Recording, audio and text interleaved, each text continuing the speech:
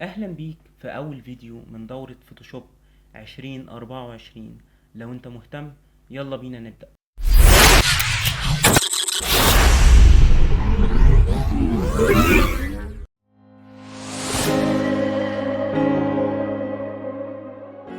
اول حاجة هنفتح الادوبي فوتوشوب.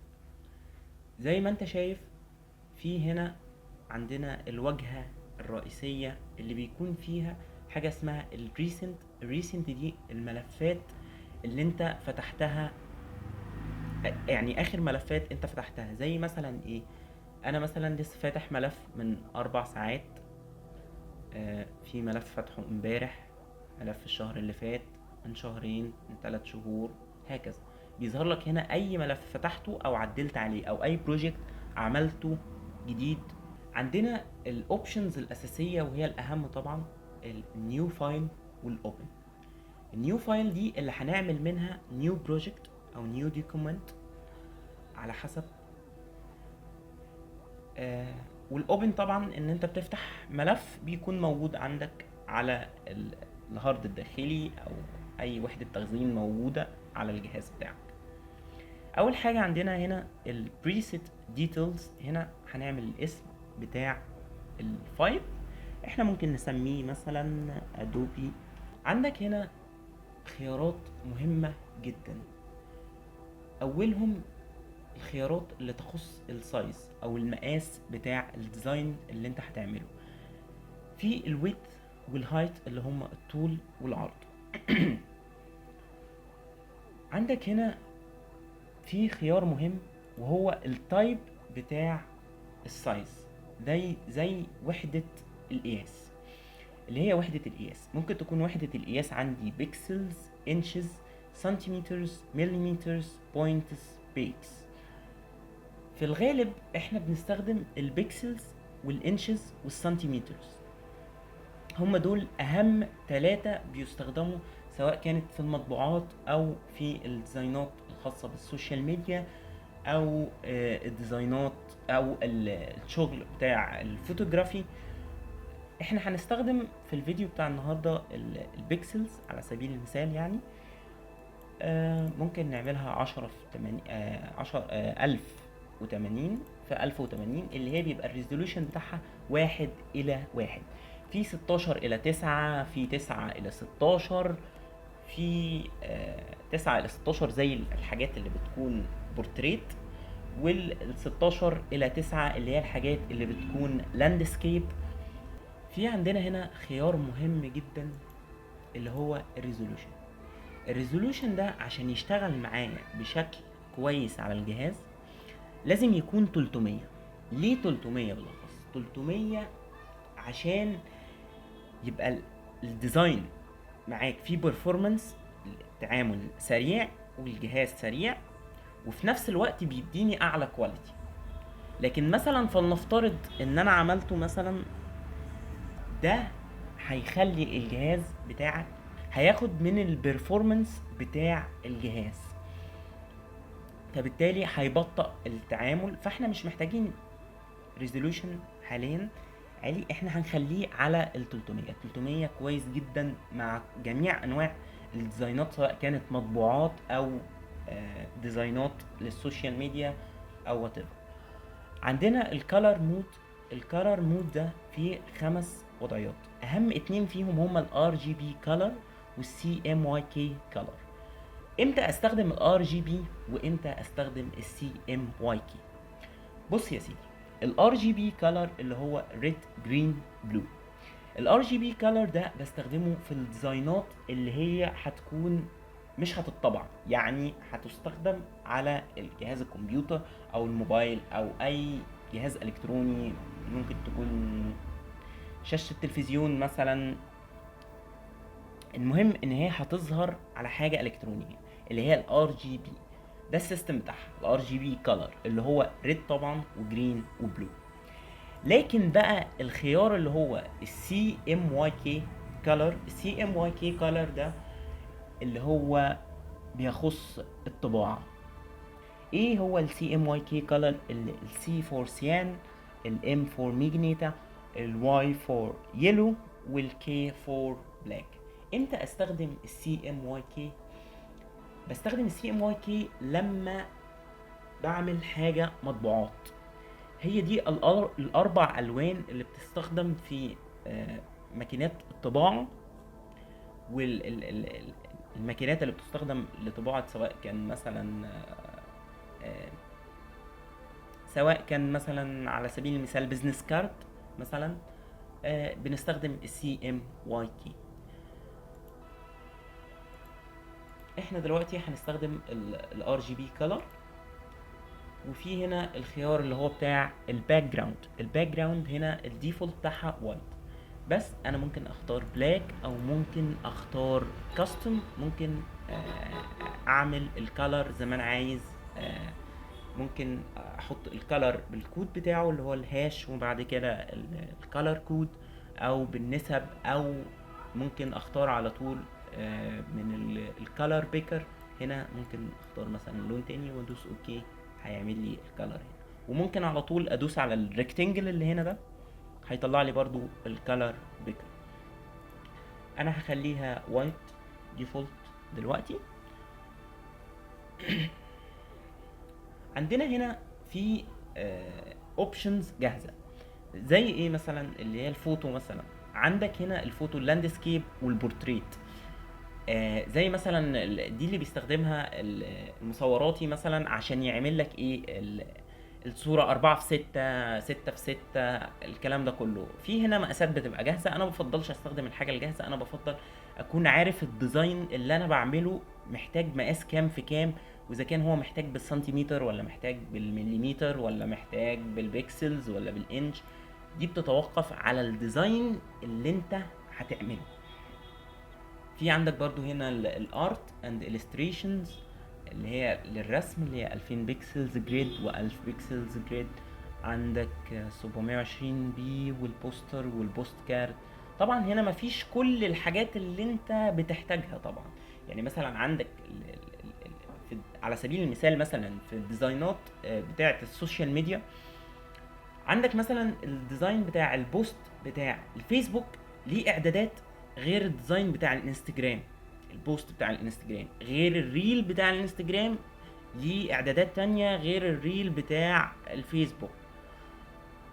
وخد على كده، خد على كده جميع منصات السوشيال ميديا، او جميع الديزاينات بقى اللي انت بتستخدمها، سواء انت مثلا هتستخدم اليو اكس ديزاين او اليو اي ديزاين على حسب المجال اللي انت هتتفرع ليه. طبعا احنا لازم نفهم ان الديزاين ده بحر واسع، بحر كبير. في جرافيك ديزاينر متخصص في السوشيال ميديا، في جرافيك ديزاينر متخصص في الحاجات اللي هي المطبوعات مثلا زي البيزنس كارد والكلام دوت، البوك كفرز. الديزاين بحر واسع، يعني وبحر ما بينتهيش. مش مثلا يقولك الاي اي هيقضي على الديزاينرز، هيقضي على الجرافيك ديزاينرز، هيقضي على اليو اكس ديزاينرز، هيقضي على اليو اي ديزاينرز. انا يعني لينا كلام كتير في الموضوع ده، بس الديزاينر في ديزاينر مثلا زي ما احنا قلنا ليه علاقه بالسوشيال ميديا، في ديزاينر ليه علاقه باليو اي، في ديزاينر ليه علاقه باليو اي، في ويب ديزاينر، في حاجات كتير جدا. بس احنا في الاساس عندنا مجموعه اساسيات لازم نتك عليها، او لازم تكون دي اللي بتبدا بيها. زي مثلا عندك الفوتوشوب، مفيش اي ديزاينر ما يعرفش يتعامل مع الفوتوشوب. فدي السلمه الاولى او الخطوه الاولى اللي انت بتاخدها. وبرضو ليه احنا بنتعلم الفوتوشوب؟ اول حاجه لان الفوتوشوب متشابه مع برامج كتيره ليها علاقه بالديزاين، زي الان ديزاين وادوبي اكس دي وادوبي الستريتور. معظم الاوبشنز اللي هتلاقيها هنا وهتلاقيها هنا هتلاقيها في الفوتوشوب. واللي بيتعلم على الفوتوشوب هو الاساس، هو الاساس الاولي لكل حاجه ليها علاقه بالديزاين. ده من وجهة نظري الشخصية. في عندك برضو هنا التابة بتاعة البرنت اللي هي هتلاقي فيها تابلويد، هتلاقي فيها A4 A3 A5 A6 B3 C5 C4. هتلاقي مجموعة حاجات ليها علاقة بالطباعة.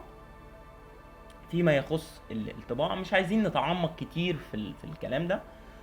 بس يعني احنا دلوقتي هناخد مقاس بالبيكسلز مثلا، نخليها 1080، نخليها 1080 في 1080. هنلاحظ هنا ان في حاجه اسمها اورينتيشن. اورينتيشن دي اللي هي اللاندسكيب والبورتريت. يعني ايه بورتريت ويعني ايه لاندسكيب؟ اللاندسكيب اللي هي بتبقى الصوره اللي هي مثلا زي ايه، 9 الى 16. هنلاقي عندنا هنا الخيار بتاع الاورينتيشن. ايه هو الخيار بتاع الاورينتيشن؟ هقول لك. لو احنا مثلا عملنا الديزاين 19 20 في 10 80، هتلاقيه حول على اللاندسكيب. اللاندسكيب اللي هي بتبقى زي مثلا انت لما بتيجي تتفرج على فيديو على اليوتيوب على شاشة الكمبيوتر، بيظهر لك في الغالب لاندسكيب، اللي هي الشكل اللي انت بتبقى شايفه ده لاندسكيب، اللي هو بيبقى 9 الى 16. طب احنا لو عملناه 16 الى 9 بقى، او عملنا 10 80 الى 19 20، زي مثلا شاشة الموبايل بتاعتك لما تفتح عليها حاجة، او اليوتيوب شورتس، تيك توك مثلا، انستجرام ريلز، لما بتدوس عليها هنا ممكن تبدلها من الاورينتيشنز. هتبتدي تبقى لاحظ معايا، هتبدل ال 19 20 مكان ال 10 80، اللي هي بتبقى الصورة كأنها ايه، واقفة. طب وفي حاجة تالتة من الأساسيات برضو، اللي هي ايه، 10 80 في 10 80، اللي هي بتبقى سكوير سكيل، اللي هي بيبقى الطول قد العرض. ودي احيانا بتستخدم في الفيسبوك بوستس. زي ما قلنا افتكر الكالر مود عشان ده مهم جدا. هو اخر حاجه هتك عليها هنا في الواجهه دي قبل ما نبتدي نشتغل في البرنامج. الار جي بي الار جي بي للديزاينز اللي انت بتعملها، اللي هي بتستخدم الكترونيا بمعنى اصح. لكن السي ام واي كي دي للطباعه، اللي هي السيان والماجيستا واليلو والبلاك. دلوقتي احنا هنعمل ار جي بي اللي هي ريد جرين بلو، و10 80 في 10 80 الديزاين بتاعنا هنستخدمه على كده، يعني باي ديفولت كده. هندوس على كرييت، على كرييت. عندك هنا الواجهه بتاعت البرنامج. اول كده ما تشوفها هتتخض. ليه؟ لان عندك مجموعه ادوات اول مره تشوفها في حياتك. لو انت طبعا ما استخدمتش اي فيرجن اقدم من 2024 في الفوتوشوب، طبعا هتكون دي اول، يعني لو ده اول تعامل ليك مع الفوتوشوب او اي برنامج ليه علاقة بالديزاين، هتحس ان الواجهة بتاعت الفوتوشوب كومبلكس، معقدة. واحب اقولك بالعكس، الواجهة دي فيها مجموعة ادوات بتسهل لك وبتمكنك اكتر من الديزاين، بتخليك تطلع الكرييتيف اللي انت جوه دماغك في السكرين اللي قدامك، في الواجهه اللي قدامك. انت ممكن تحس ان كتر الادوات ده تعقيد، ولا انا مش هستخدم الفوتوشوب، انا هروح استخدم برامج تانية. و...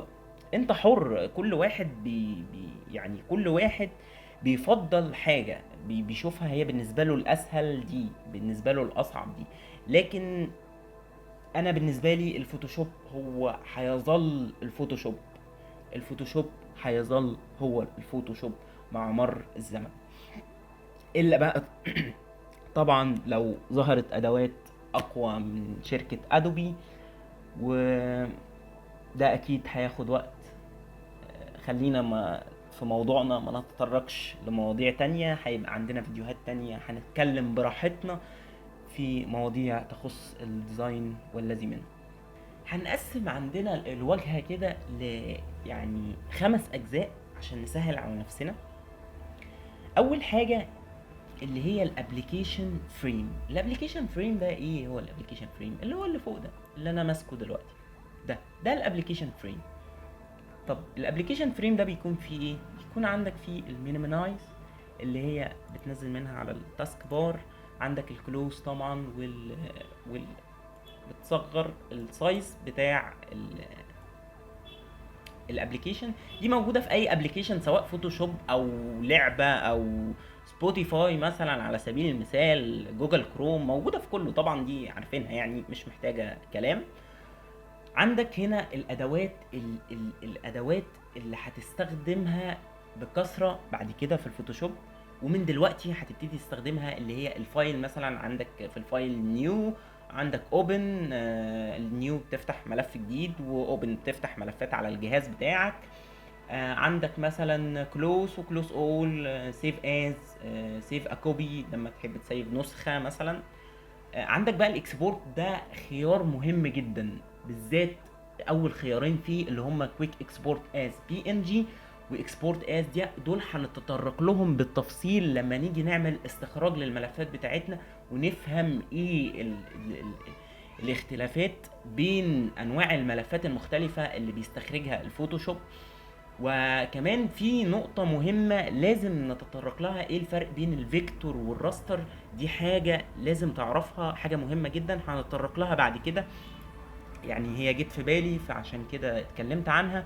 عندك البليس امبيد والبليس لينكد، دول خيارين مهمين هتستخدمهم بكثرة، بيستخدموا في وضع الصور او الجرافيكس او الفيكتورز اللي انت هتستخدمها. ومن هنا لما هنبتدي نتكلم على البليس امبيد هنبتدي نتكلم عن الفرق بين الفيكتور والراستر. عندك البرنت طبعا اللي هي بتاعت الطباعة، والاكست اللي هي الكنترول كيو بتاعت الكوين. عندك في الفوتوشوب في طبعا زي اي برامج تانية، في اللي هي الشورت كاتس اللي بتستخدمها من الكيبورد. لما تبتدي تبقى انت يعني فاميليار شويه مع البرنامج او البرامج المشابهه اللي ليها علاقه بالديزاين، هتبتدي تستخدم الشورت كاتس دي، هتسهل عليك حياتك. مش لازم انا مثلا عشان اعمل نيو فايل ادوس على فايل وبعدين نيو. طب ما انا ممكن ادوس كنترول ان على طول، يعني ده بيسهل عليا. ممكن مثلا عايز افتح ملف ادوس كنترول او على طول، هيسهل لي الدنيا، ادوس كنترول او على طول. عايز اطبع هدوس كنترول بي على طول. دي حاجه بتسهل عليك حياتك. الشورت كاتس دي عملوها عشان تسهل عليك حياتك. ما تقولش لا انا مش هستخدم الشورت كاتس وانا مش عايز استخدم الكيبورد ومش عارف ايه، وانا لسه هحفظ شورت كاتس. الشورت كاتس هتحفظها بالممارسه. الممارسه هي اساس التعلم، الممارسه هي اساس التعلم. كلمه خليها في ودنك، الممارسه هي اساس التعلم. لازم بمارس دايما الحاجه اللي انا بتعلمها، بمارسها. لو ما مارستهاش هتروح. زي مثلا واحد بيلعب رياضه، مثلا بيلعب رياضه السباحه مثلا، ما مارسش السباحه، يعني لعب سباحه فتره وما مارسهاش، تعالى بعد شهرين ثلاثه من مارست السباحه بقى بطيخ. حتى عندك لعيب الكوره لما بيجي بيقعد فتره مثلا ما مسكش كوره في اللي هي الفتره بتاعت الراحه ما بين الفتره قبل فتره الاعداد يعني. بيكون لما بيرجع يمسك كوره المهاره بتاعته بتبقى رايحه، الكوره هربانه منه. اكيد دي حصلت مع معظمنا يعني، على سبيل المثال يعني. فانت الفوتوشوب ده زيه زي الكوره، زيه زي اي مهاره، زيه زي الرسم، زيه زي لازم تمارسه عشان ما تنساهوش. زي ما قلنا الممارسة اساس التعلم. ومعلش لو انا بطول عليك شوية، بس انا بحب اقول كل حاجة بالتفصيل عشان انا عايز اوصل لك المعلومة كاملة، ما يكونش ناقص منها جزء. عايز اوصل لك المعلومة زي ما انا عارفها بالظبط. طبعا انا هخليك تمارس ازاي، هخليك تمارس طبعا عن طريق زي هوم وورك كده انت بتعمله، وهيبقى فيه زي assignments هتخلصها، سواء كان تيست او كان حاجة انت هتنفذها عملي عشان الكورس بتاعي اللي انا عامله. عايزك تطبق فيه عملي، عايزك تطبق بايدك، وعايز يبقى فيه متابعة بيني وبينك، يعني تتابع معايا عشان لو في مشكلة واجهتك او كده. طب انت هتقولي جهازي ما بيشيلش الفوتوشوب 2024 وجهازي ما مش هيشغله وانا مش هقدر اشغله، انا معيش اللايسنس وانا مش عارف ايه، وانا ما اشتريتش الفوتوشوب، ما اشتريتش من ادوبي كرييتيف كلاود. مش محتاج مش محتاج مش محتاج كل ده. انت لو حتى بتشتغل على فوتوشوب 2016 وشغال معايا هنا، في طبعا تشابهات كتير. احنا عايزين ناخد البيسكس، الاساسيات اللي موجوده في اي برنامج، سواء بقى فوتوشوب 2016 2018 2020. يعني بيتهيألي يعني جهازك مثلا يشغل فوتوشوب 2018 على الاقل. ف يعني هو الريكويرمنتس بتاعته مش كبيره قوي، مش مش يعني مش صعب ان تكون موجوده عندك. وهتشتغل معايا وهتطبق و... ولازم تمارس عشان تحفظ الكلام ده. لكن ما تروحش بقى تجيب لي كراسة وتقعد تكتب ومش عارف ايه وتكتب من غير ما تطبق. يعني انت ماشي اوكي، عايز تكتب وعايز تنظم نفسك وتكتب حاجاتك عشان تبقى انت فاكرها دايما، مش محتاج ان انت تكتبها، انت محتاج ان انت تطبق. وده اللي هخليك تعمله من خلال الكورس اللي انت موجود فيه حاليا، او الدورة اللي انت موجود فيها. كده احنا اتكلمنا عن الفريم اللي فوق. الخيار اللي احنا نستخدمه اللي هو الفايل دلوقتي. في عندك طبعا ويندو وايديت، دول هنتطرق لكل واحدة منهم بالتفصيل بعد كده من خلال شغلنا. في عندنا بقى البانل اللي هي على اليمين. ايه هي البانل اللي على اليمين؟ اسمها ايه؟ البانل اللي على اليمين اللي هي اسمها سايد بانلز او بانلز. دي اللي بيكون موجود فيها الالوان والجريدينتس والباترنز اللي هي التكرارات كل ده هنتطرق له بالايه بالترتيب. انا بس عايزك تعرف الواجهه وتاخد عليها كده، يعني تبقى فاميليار بالنسبه لك الواجهه. في عندك هنا البروبرتيز اللي هي الاوبشنز بتاعت الديزاين ذات نفسه، اللي هي نفس اللي احنا عملناها بره، اللي هي الار جي بي كولر والسايز بتاع الديزاين والكلام ده كله اللي هو احنا ايه. في عندك الادجستمنتس واللي هي بتاعت السيوريشن والكيرفس والكالر بالانس، الحاجات اللي بتخص الفوتوغرافي اديتنج، وبرضو دي هنبقى نتكلم عنها لوحدها. واللايبراريز اللي هي اللي بتكون موجوده على الادوبي كرييتيف كلاود، دي مش هتشتغل معاك طبعا لو انت معكش اللايسنس. وفي عندك في الشمال التول بانل. التول بانل دي مهمة جدا. التول بانل دي هي اللي فيها الادوات او العدة اللي انت هتشتغل بيها، زي مثلا عندك الموف تول والبراش تول والفيل تول مثلا، تكست تول، عندك ادوات ياما. طب مثلا فلنفترض ان التول دي اتشدت منك كده وطلعت بره، وايدك جيت بالغلط وقفلتها، يا خبر اطلعها منين تاني؟ ده ضاعت، انا لازم امسح البرنامج واسطبه من جديد. لا، انت هتروح على الويندو وبعد كده عندك ايه؟ عندك التولز اهي، مش متعلم عليها، هتعمل تشيك عليها، تشيك ليست عليها كده، هتظهر لك. تروح شاددها، سكها كده، حطها هنا. ممكن تحطها في مكان مختلف، حتة تانية تريحك، انت حر يعني. على حسب بقى دي ايه، على حسب تفضيلك انت الموضوع، البريفرنس بتاعتك انت.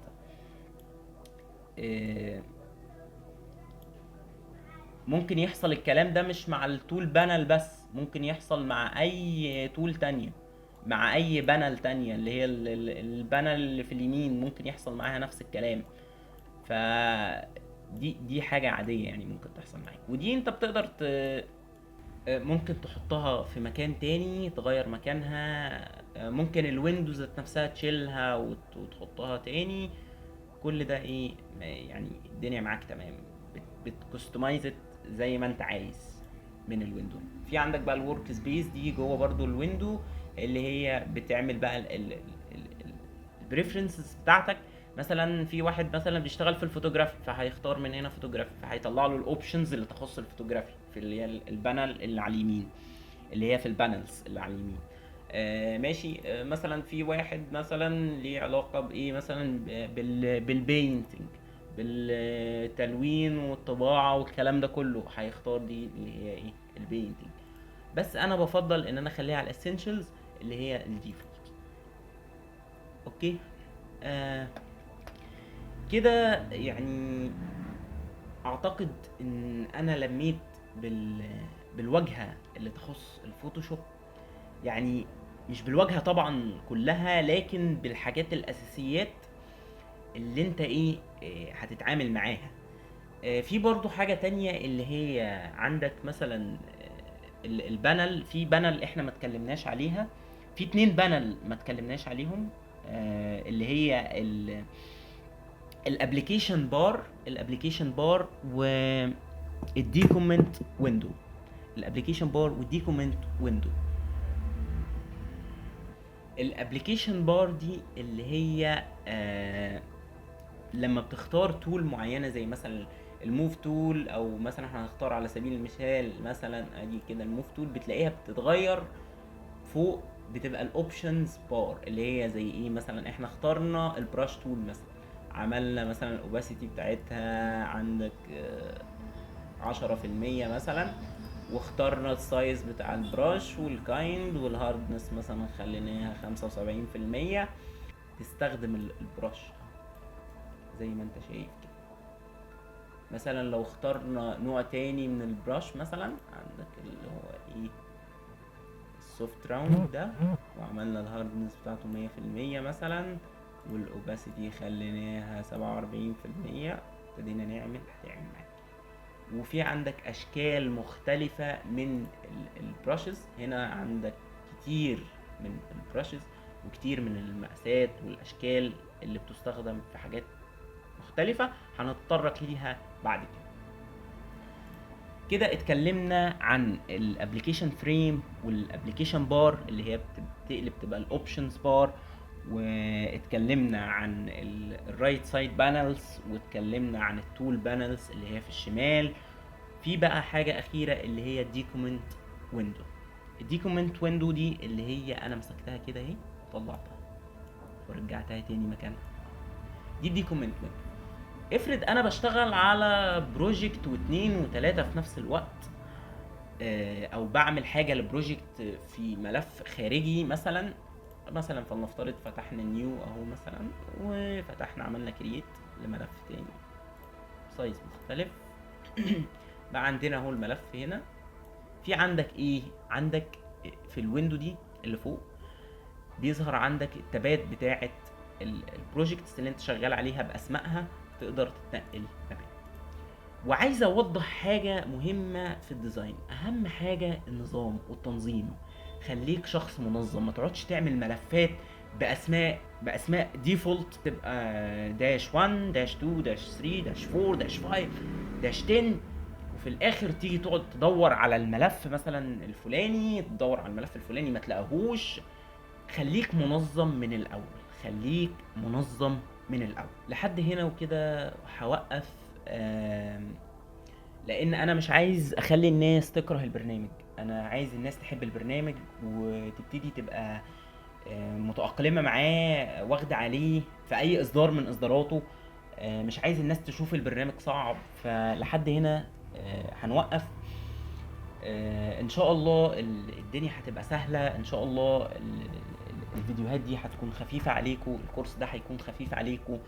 ان شاء الله هتتمكن من اللي انت عايز توصل له. وهسيب لكم التفاصيل اللي تخص الاساينمنتس اللي هتكون تخص اول فيديو من الكورس في الديسكريبشن، او هتكلم عليها في نهاية الفيديو، بحيث هعمل لكم فيديو مصغر يكون زي انستراكشن كده ازاي تتعامل مع الاساينمنتس اللي انا هنزلها، بحيث انا هبسط لك الدنيا وهخليها لك سهله. حتى في التطبيق هخليك تطبق بسهوله وما تكسلش ان انت تطبق، وهيكون في زي ديدلاين للاساينمنت اللي هينزل.